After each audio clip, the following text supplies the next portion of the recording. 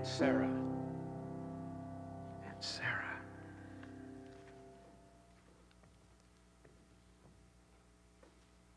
Sarah.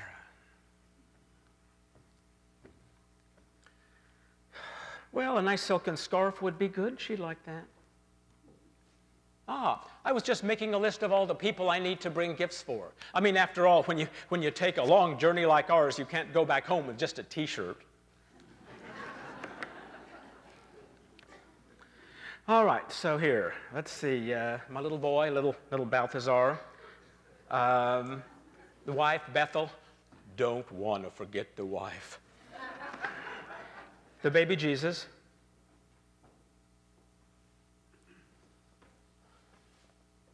baby Jesus.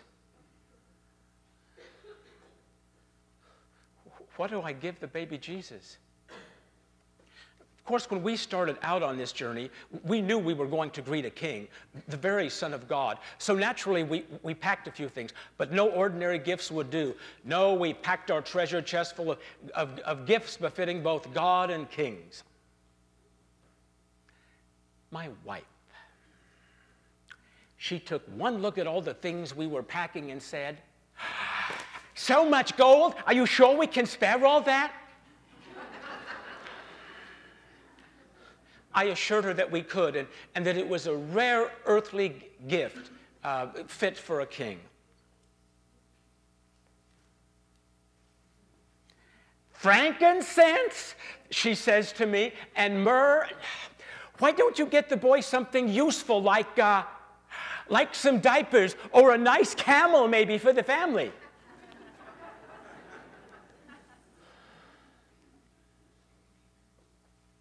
Well, I explained that we were bringing frankincense, a sweet ceremonial incense to honor the God Spirit within, and myrrh, a fine anointing oil as tribute to that which is eternal in this child. "Do what you want," she tells me.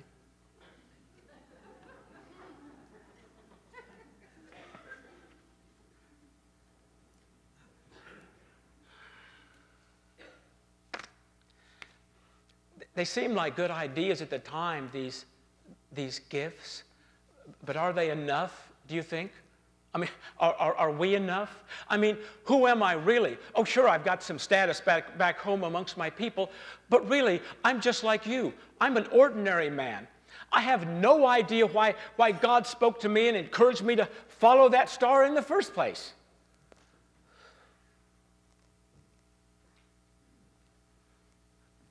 What of value do I have to give to the Lord of light? Hope for mankind.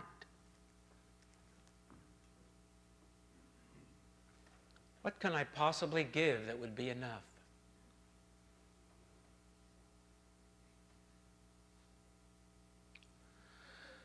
Okay, I'll have to pray about that one some more.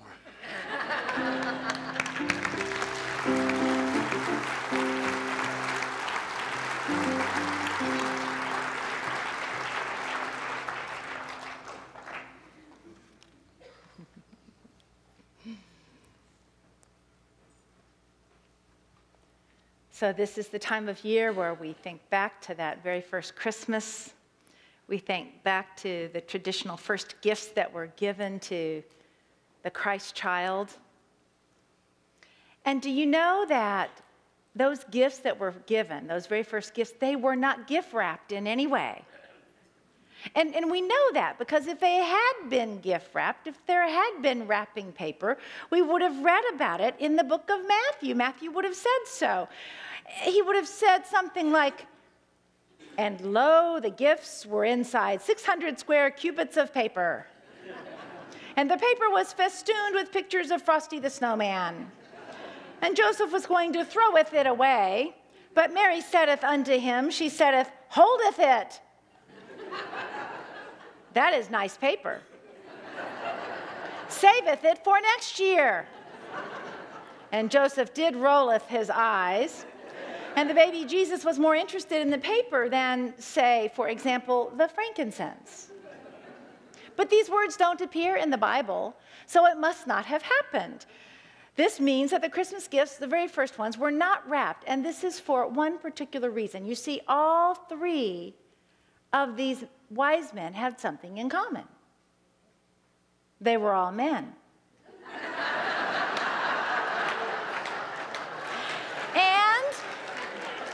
And as everybody knows, men are pragmatic. They're not gift wrappers. They don't see the value in putting something on a gift that's just going to be torn off later on.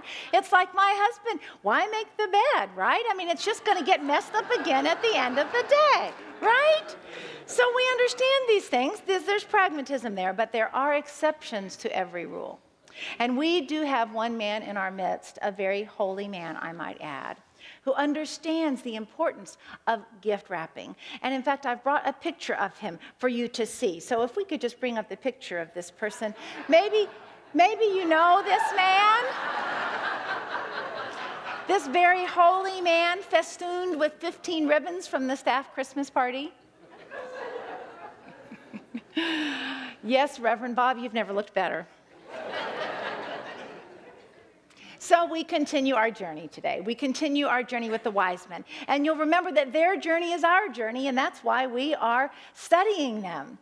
You know, you remember that just as the wise men who were magi followed the star and found meaning in the stars and could intuit meaning from the stars, so you and I have wisdom within. And we seek for answers in us. You seek for answers in your heart. And that's why this time of year, above all others, is a time for prayer and spiritual practice. Because as you seek within for answers in prayer, you receive those answers. As you sit in the stillness, in the quiet, as you wait upon the Lord, if you will, that's when the messages come. Or they may not come in that moment, but as you take your time over and over to pray and to meditate, then the answers come later on. That's how it works. So we have ways of seeking wisdom just like the Magi did. And just as King Herod grew angry and frightened at the thought that a Christ child was being born that might become the king of the Jews, and his position might be threatened, his leadership might be threatened among his people, just as King Herod was threatened by the birth of this Christ, so sometimes you and I are threatened by change. Our ego, you see, Herod represents our ego, our internal ego, that wants more than anything else to maintain the status quo. And that ego is threatened and frightened when there's possibility of change or loss. The ego just wants to keep things the same. Please, just keep things the same. So their journey is our journey. And finally now today, they are arriving at the scene where the Christ child is. So let me read to you from the book of Matthew chapter 2.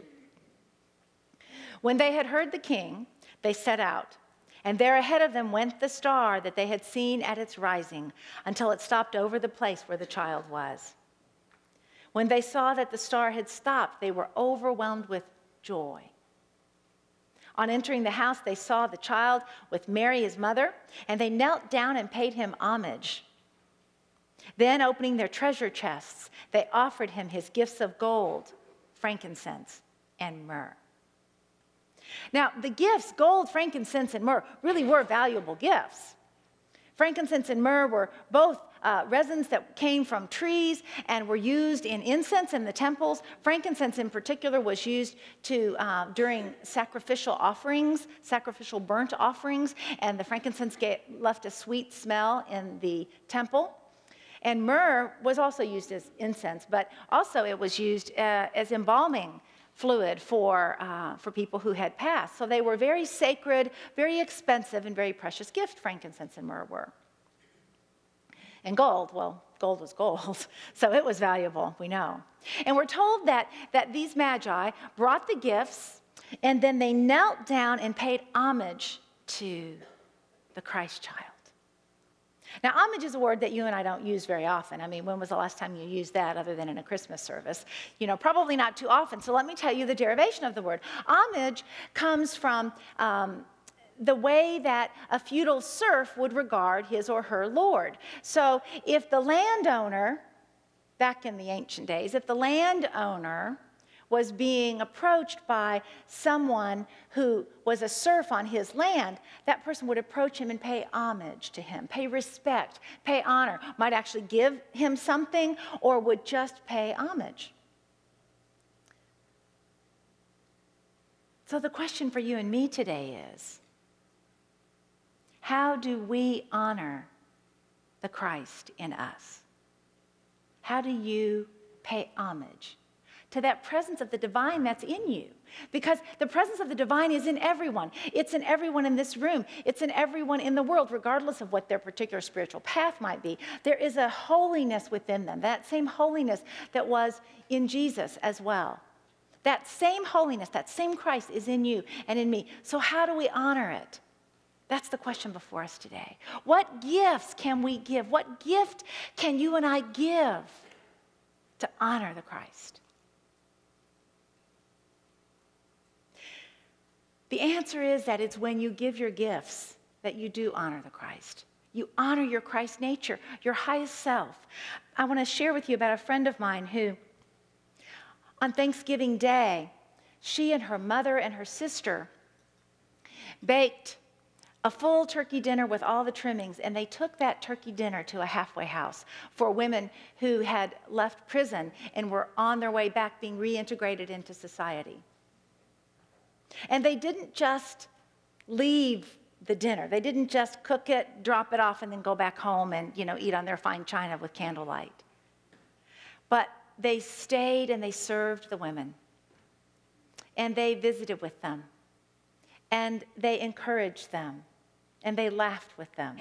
You see, what they did was they paid homage. They paid homage to these women. They honored them. Because these women too have the Christ in them, regardless of what their crime might have been in society's eyes. In the spiritual eyes, every person has the Christ in them. My friend, she's just a giver. It's what she is. It's what she does. We could be here all day long, and I could tell you story after story about families she has helped, homes she's helped to rebuild, ways that she has given, because it's in her to do that. And so when she was telling me this, I just acknowledged her and said, I'm really touched that you would spend your Thanksgiving and the day before going out to make this gift. And her response was, I'm just grateful that I have a mother who taught me the value of giving. And what I thought in that moment was how it is that the greatest gift that you as parents and grandparents can give your kids is to teach them how to give and how to be compassionate in the world. I thought, what a great gift that is that you teach them, how you teach them your values. And then I thought, what the greatest gift I know as a parent is when you see that your child actually grows up and begins to live in those values. What a gift that must have been for my friend's mother to see her daughters, both of them, giving up their Thanksgiving holidays to go and be in service to others. Now, I know it doesn't always turn out that way. We as parents do our best to teach and model values, and it doesn't always turn out that way with our kids. But when it does, that's just the greatest feeling in the world. It's the greatest gift we can receive. See how gifts, as you give them, you receive, and as you receive, you give. And so what we are called to do as we honor this Christ in us is to give gifts to the world. There's a story of a beggar who came upon a holy woman. And he begged for some coins. So she opened her purse to get the coins for him, and he saw inside her purse this huge, brilliant, bright gem. And he asked if he could see it, and so she took it out of the purse, and then he asked if he could have it. He was a perfect stranger to this woman. He asked if he could have that gem, and she says, certainly. And so he took the gem and he left, but he didn't make it very far before he came back to her, and he said, I came back. I want to give you back your gem. But what I'd like you to give me is that in you that would allow you to give me that gem. You see, there's this desire, this great desire to give in us when we let it loose, when we let it unleash. And so that's what we're called to do. That's how we're called to honor the Christ, is by giving to the world. Now, you've probably heard that some say the world is going to end in 2012, right? You've heard that. And actually, some say specifically this coming Saturday, that there's a particular, now we've heard this before, that the world was going to end. And it's based, this particular one is based on some of the beautiful spiritual and mathematical teachings of the Mayan calendar, which served an era of 5,000 years, and then it ends. And so people assume that because the calendar ends, and there's a number of other factors that they call in, that the world is going to end as well. And then there are others of us who say, you know, maybe it's not that the world is going to end, but maybe it's that the world as we know it is going to end. I mean, would you be willing to go along with me with a vision that says that the consciousness of the world is ready for a change? And there's enough people like you in this room, there's enough people around this planet who have been awakening, and that this Saturday, sometime real soon, a planetary shift will happen. A planetary shift happened when Jesus was born. And that another planetary shift could be about to be born. These folks call Saturday Birth 2012. Not end of the world, but Birth 2012. We're celebrating having a birthday party, some are. In fact, there's a great big simulcast being held at Unity Village at 11 o'clock on Saturday. You're free to go and be a part of others who are praying and really intending to shepherd in a new consciousness, because right now, today, this particular day, don't you feel we need it? Don't you feel we're ready for it? And you in the room are the shepherds, shepherding this in. So my question for you is, what will your gift be to this new era? If there's a new era of consciousness being born, what gift will you offer to this new consciousness? This last year, our theme has been discovering the power within you, right? It's all about really awakening to the Christ in you. Well, our theme next year in 2013 is living the empowered life. It's the next step. Once you have claimed the power within you and you know that there's a holiness, a divinity within you, then the next step is to live from that place, and that's living the empowered life. So we've created a theme for every month of the year with a certain divine quality that as you embody that, you live more empowered. So January's theme is purpose. February is faith. March is courage. April is commitment, and so on throughout the year. That we'll be focusing on those themes as we go through 2013. In fact, we were even so motivated by it that I've made a calendar that goes with each theme of the month, a desktop calendar where you can see an affirmation and a photograph that I've taken that's just to help us stay on purpose. So we're going to really be emphasizing all 12 months of next year living the empowered life. Living the empowered life. As we usher in this new era, this new consciousness. And we need you. We need you. In the Tao Te Ching, Lao Tzu says, if you want to awaken all of humanity, then awaken yourself. If you want to eliminate the suffering of the world, then eliminate all that is dark and negative in yourself. Truly, the greatest gift you have to give is the gift of your own self-transformation.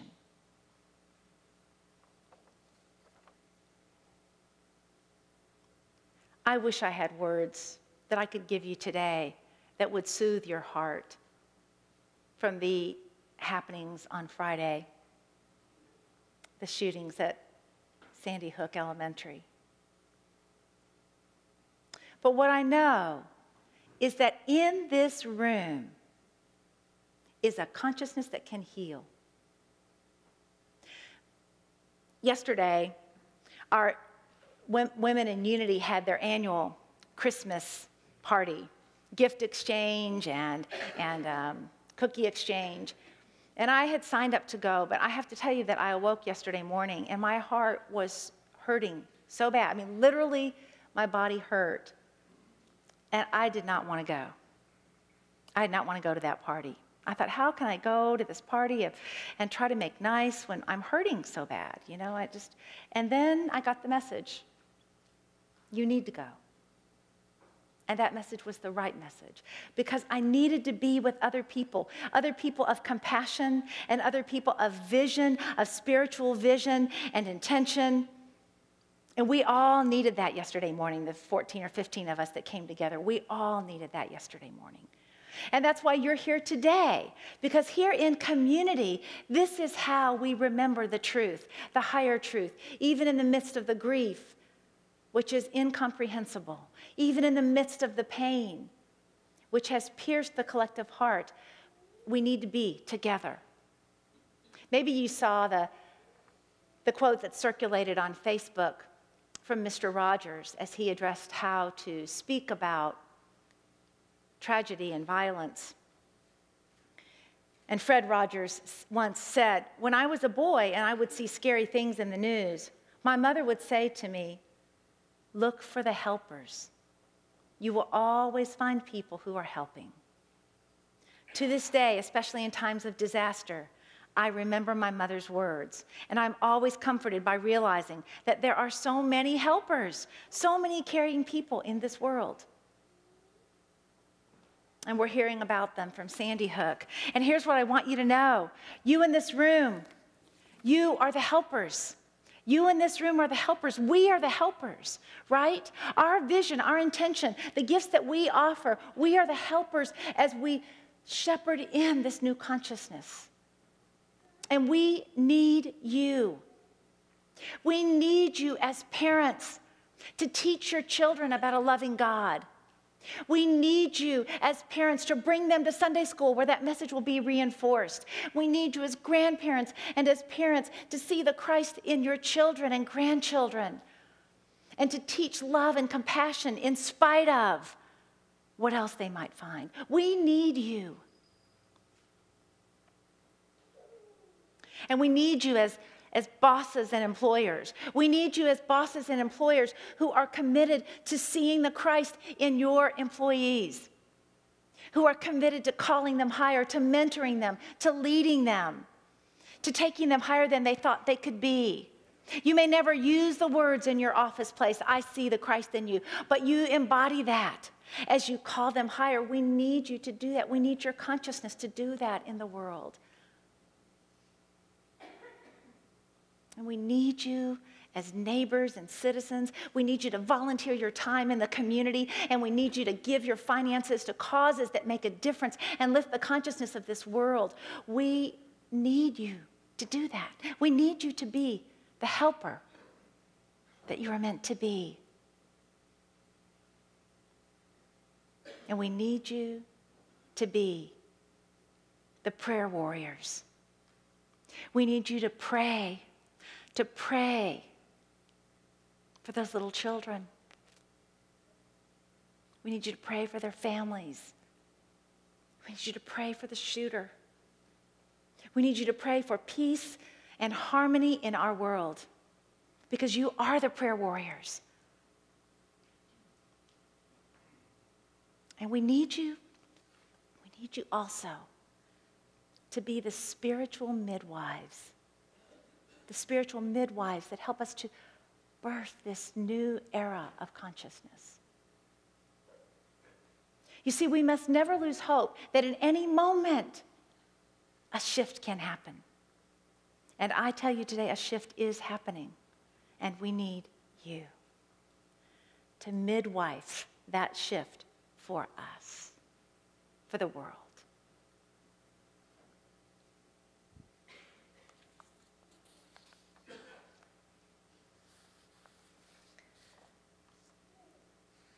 On Saturday, yesterday, one of our church members, Stephanie Barton,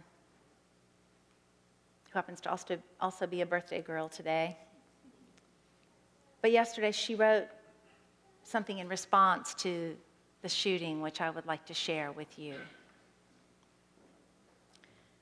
She wrote, "Yesterday, a call was made, a desperate call, placed from the darkest fear, a call that was heard by all. Today, we answer the call. We answer the call with tears of compassion flowing for those we left behind. We answer the call with hearts full of feelings, aching, breaking, hoping, holding faith that somehow the light will shine on.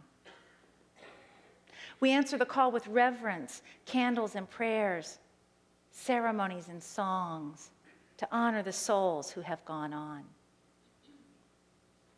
We answer the call with love, strong and certain, healing and helping, all-encompassing, unquestioning, unconditionally blessing, holding and keeping all. We answer the call with love, for love can be the only answer to a desperate call placed from the darkest fear. We answer the call with love, with love.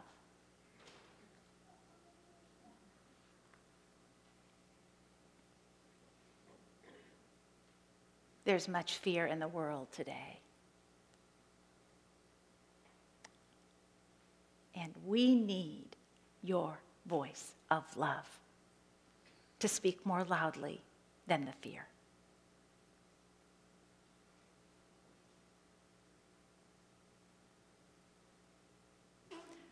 Will you share your voice of love with this world? God bless you.